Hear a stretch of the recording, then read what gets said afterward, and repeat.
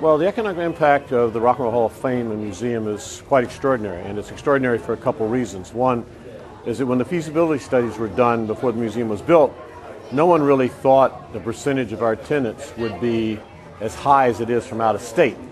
Turns out it's more than 90%, which accounts for the fact that people spend a couple nights, which means that annually we're responsible for more than $100 million of economic impact for the city. If you go back through our history, which is almost 16 years now, that means it's almost a $2 billion return on a $100 million investment, which everybody thought was kind of nutty when we did it, but it's turned out to be just a gold mine in terms of its impact on the city of Cleveland.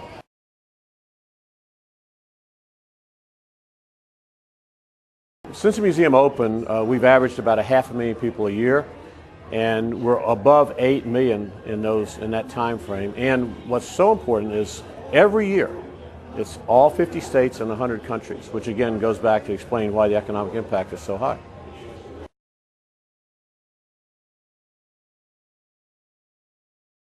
The inductions are here every 3 years, and that's great for us because it's about a $6 or $7 million spend that we have to generate that kind of revenue to break even.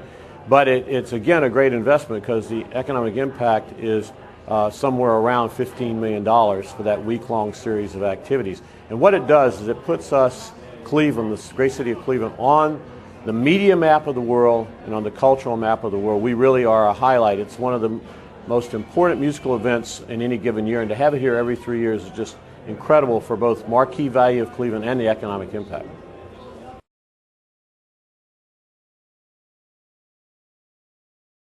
Well, the new exhibit, Women Who Rock, really has had great traction, but not just with Cleveland, around the world. We've had incredible stories in the Wall Street Journal, all the major wire stories everywhere. And what's so great is that it really underscores not only our commitment to doing world-class exhibits, but our commitment to education, because this exhibit is not just about women in music. It's examining the marginalized voices of women in music and society.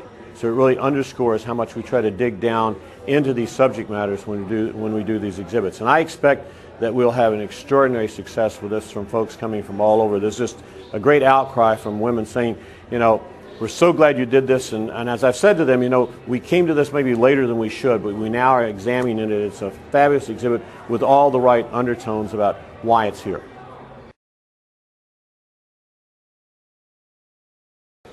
It's interesting, the educational aspect of the museum, that's half of our mission when you look at it, is probably the untold story. So many folks think of it just as exhibit-driven, destination-driven, but we really spend an inordinate amount of our resources on making sure that the power of this music called rock and roll, this very broad-based definition we use, is used to educate children and students of all ages. We have the most award-winning and celebrated education program coming out of a fine arts museum in the United States, and that starts with toddlers at risk in the inner city with our toddler rock program, where we have an approach to trying to improve their cognitive learning abilities by teaching them letter recognition, rhyming, and alliteration. We test them at the beginning, test them at the end. Their cognitive abilities go up dramatically.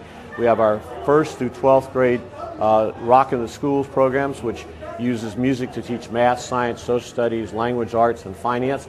We do about 20,000 kids a year in that program in the building. And then our distance learning website, which teaches the same courses, have been voted the best distance learning website for content by teachers over the last 3 years.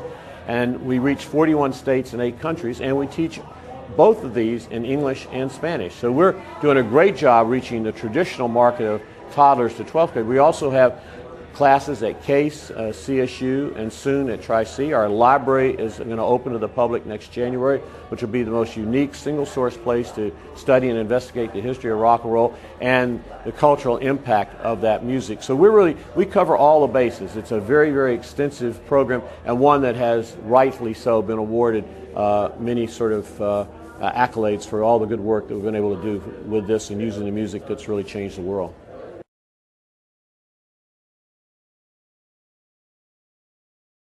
Using the word tipping point is the one that I use because I think we're really poised. We got this $2 billion worth of investment, and I think Cleveland's really going to take off. And we recognize that both these entities, both the casino and then the medical mart with the convention center, will bring many more people from outside of Cleveland to the city. and that means more visitors to the Rock Hall. So what was really important to me is that we have some relationship with both those entities. So we have board members from the casino and board members from the medical mart that become intimately involved in our programs, and we're already working with both of them to talk about ways that we can make sure that we help them bring people to Cleveland, and then when they get here, those folks will come to the museum and someone will have a very special experience based on their clientele. So we're excited about that. The library and archives, again, on our education side, is very significant, but also I believe that over time residents and tourists will realize that there's a secondary experience to be had at the library, which is free to the public.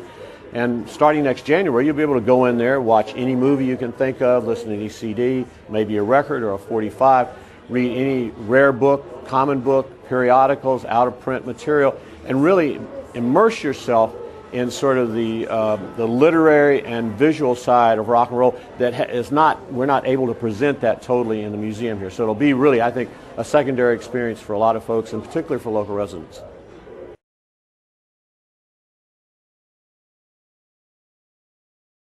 We are lucky because we do own a unique brand and mark called the Rock and Roll Hall of Fame and Museum. We maintain that. We watch assiduously around the world to make sure nobody's creeping up us on that. And it is, when you look at Q scores around the world for recognition, I always said that it was us and LeBron, and I said that he wouldn't be here forever. I didn't realize he'd be gone so soon. But, you know, the Rock Hall is the brand that when you're in the Middle East, you might be climbing a pyramid. Somebody will say, where are you from? Cleveland. They'll say Cleveland Rocks, Rock and Roll Hall of Fame. And we really think that, you know, Cleveland needs to brand itself around Cleveland Rocks. We believe that because this is a phrase that's inculcated in popular culture. You can't buy this, you can't even create it, you can't hire a marketing firm to create this brand. And it's a slogan or a brand that's been here long before the museum. It's a generic verb that talks about how great this city is. All these assets, culturally and otherwise, that means so much to us here in Cleveland, they all rock. And we're very much on the forefront of trying to make sure that we push this idea that Cleveland rocks, and make sure that it's not just about the Rock Hall. It's not self-serving to us in the sense that a lot of people believe it is, but the fact that we can all come under that umbrella and adopt this sort of slogan that means so much to all of us in terms of music, but also should mean so much to us in terms of how we brand the city.